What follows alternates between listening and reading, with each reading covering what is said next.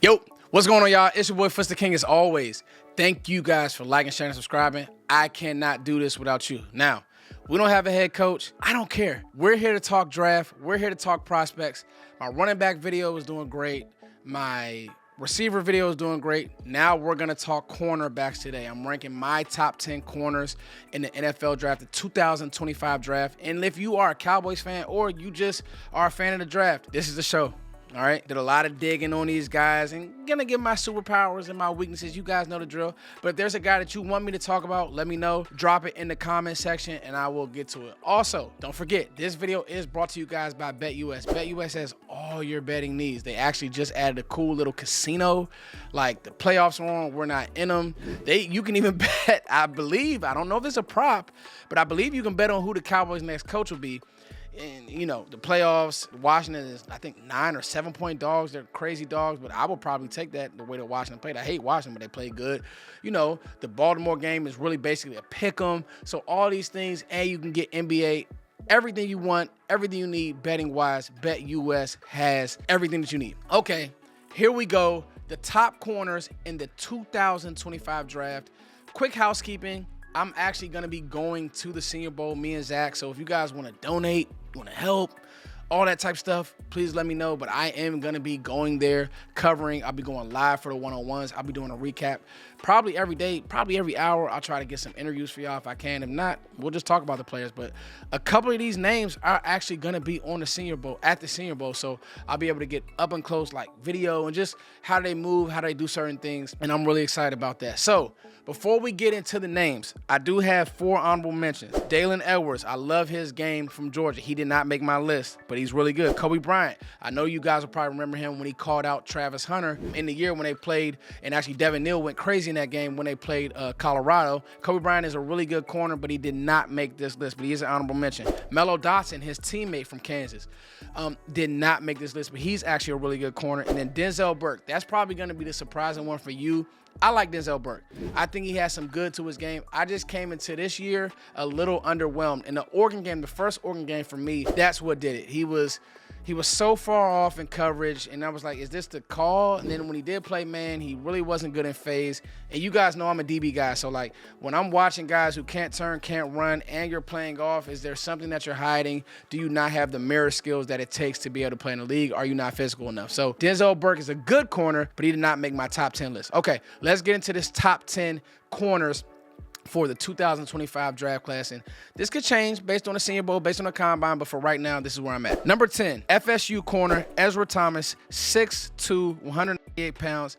Not a burner. He's not a burner. His game is physicalness. His superpower is his length. His weakness is his technique. Now, the interesting thing about Ezra is, on film, he just didn't get tried a lot. FSU had a really down year, but he was a really good player. He has great length. He plays with hands.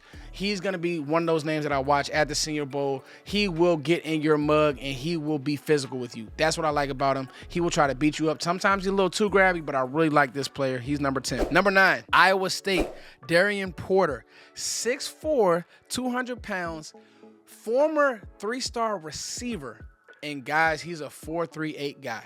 He's going to be at the Senior Bowl. I have him circled. I'm gonna circle him on the screen for y'all. Circled. We are going to watch this player because I like the film. For a 6'4" corner, there's a lot of people who don't like their corners that tall. He can run.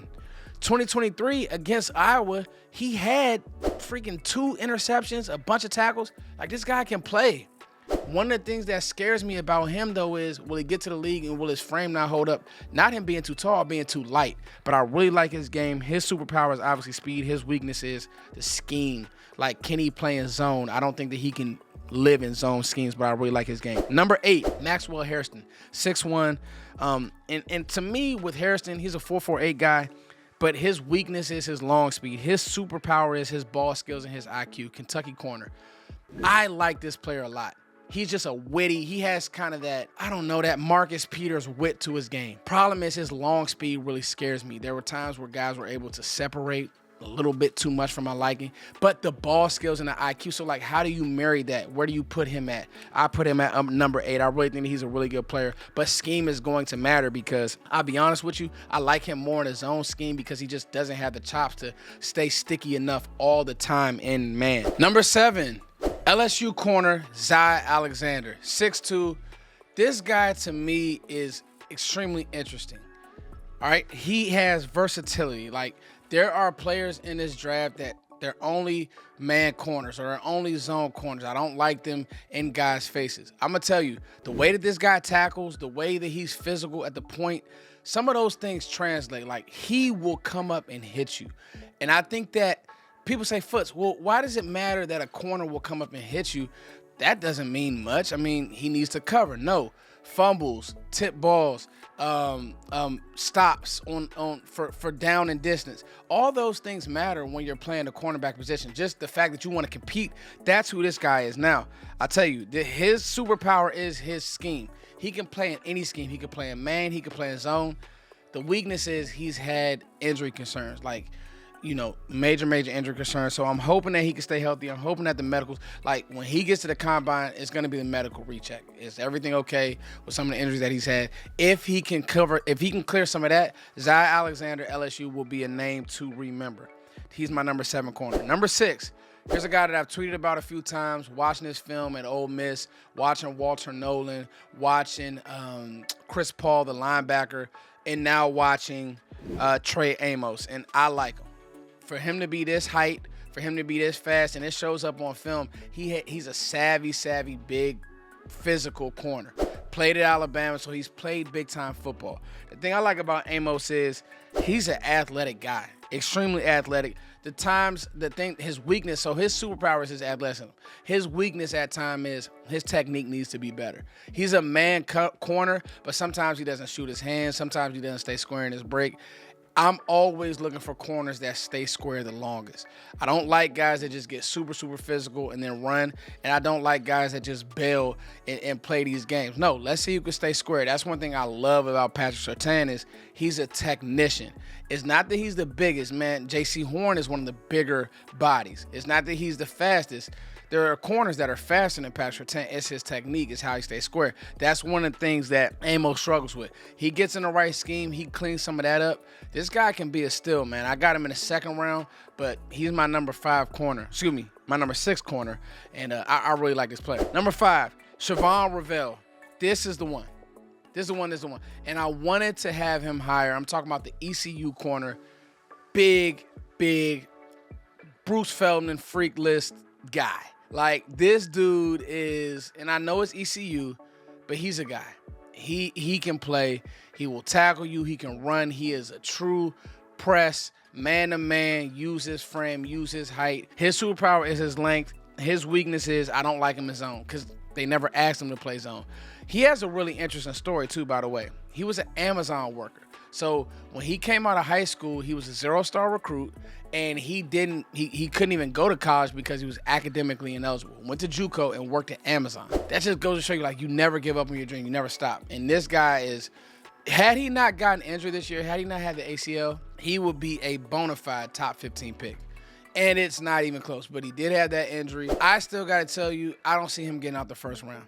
This guy is too athletic. He's going to be fast, and his film alone, when you see the way that he covers grass at that height, it's really Jalen Ramsey-esque. The one thing that you wanted to know was, could he have went to the Senior Bowl and had that Quinyon Mitchell type of rise? I would have loved to see him go against top competition because that's really the only question left for him to check off. But Siobhan Ravel is ECU corner is that guy. Number 4, and one of my favorite players who kind of grabbed hype and kind of rose as the playoff went on, as the season went on, Jahdae Barron. And he's probably no secret to anybody who's a Texas fan or in the Texas area.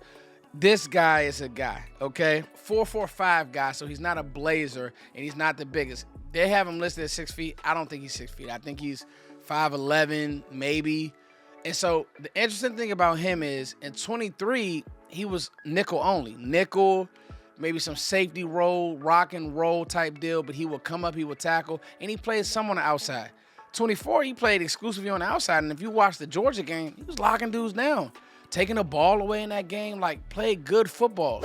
So Jahdae Barron, as you watch, you're like, wow, he stays in phase. He'll tackle. He's good around the ball. He's just small. Has some of that Mikey Sanders still to him. You guys remember him at Michigan. Well, now he's in Washington, and he's playing on the edge because their corners aren't good. I like him best as a nickel, and we got to remember, the nickel is basically a position now. It's a starting position. They're on the field so much. You need them to tackle. You need them to play aware. So you can draft that position. I think of him as almost like that Brian Branch-esque, middle of the field, take away your slot, take away your tight end. He can do all of that stuff as well. Jahdae Barron is a really cool name to watch. To me, I said it, his superpower, versatility. His weakness is his size. I really like Jahdae Barron. Number 3 for me, and this might not be number 3, right, but number 3 for me, Benjamin Morrison. Now, he had the hip injury, so he didn't get to finish this year, but he has some really good tape as far as a guy who can mirror. So we're talking about the Notre Dame safety, played under Marcus Freeman. He's about, how tall is Benjamin Moore? He's not really tall. He's about 6'1". I don't think he's 6'1", but he's a 4.39 guy, so he can run, and it shows up on film. Really good foot quickness. If you go back and watch the game last year, he mirrored him so well and stayed in phase so well. What a guy, people got to remember, Marvin Harrison Jr. is a big guy, but he also separates well for his size. That's why he was the bona fide #1 pick. Man, I'm going to tell you, Morrison was in his hip pocket. There were times on the goal line they tried to throw fade. He was feisty. He's a very feisty player. He's a very smart player. But by far, the ability to stay in phase is what I put for him. That's his superpower. His weakness, injuries. Got to stay healthy. And that hip injury is nothing to play with, especially when you talk about a guy who's going to be using his hip, being able to turn. So I do have questions about that. But outside of that, Benjamin Morrison, I would pick Morrison for the Cowboys. I just believe in him that much. As a smart player, a player who can run and stay in phase. Staying in phase as a corner, to me, is the most important thing. Because you'll get these corners who want to beat you up. They want to press you.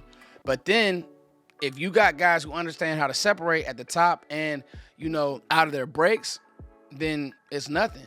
Find me guys who can stay in phase, run the route for you, who can pattern match, do all that type of stuff. That's who he is on tape. And that's why I really like him. Benjamin Morris, number 3. Now, drum roll. This is our first out of this series. 1A, 1B. I don't have a number 2. All right? I think we know who 1A will be. That's going to be Travis Hunter. Athlete. You guys got to understand, man. I've been watching this guy since he was at Collins Hill. He is one of the more competitive players I've ever seen in my life. That's 1A. 1B, Will Johnson. I don't know how to rank these guys because I think that they both do things better than the other. I'll tell you this. For Will Johnson, his superpower is press. For me, his weakness is ball tracking. For Travis Hunter, that's his superpower. Travis Hunter's superpower, number 1, Travis Hunter's superpower is just football in general. But he's a really good tracker of the football, hence how good he is a receiver. But there's times where he gets beat as a press corner. There's times where guys can kind of out-physical him. You go watch the Stanford game from last year, Eric Elminer just had his way. He's going to get drafted off of how bad he beat Travis Hunter. But then there's times where I watch him in zone, I'm like, this guy is special in zone. Because he has a feel. That's what zone is. Zone is playing with your eyes. Where does the quarterback want to go? Where are these routes developing at? And that's all that 7-on-7. Like I said, this guy's from Boynton Beach, Travis Hunter. He's been, since Collins Hill, bro, since he was in 11th grade, I've been following this dude. This is who he is. He's a study stud. This is what he does. 7-on-7. All of that type of stuff, he was built for it. And then you watch Will Johnson, you go back to the Alabama game a year ago, took over the game. You go back to the Washington game, took over the game. So both of these guys are really good players. I think that the reason why I have Travis over him, and you could go Will Johnson over Travis, but we would have Travis over him, he's a better football player. And that's all I got. But Will Johnson is right there.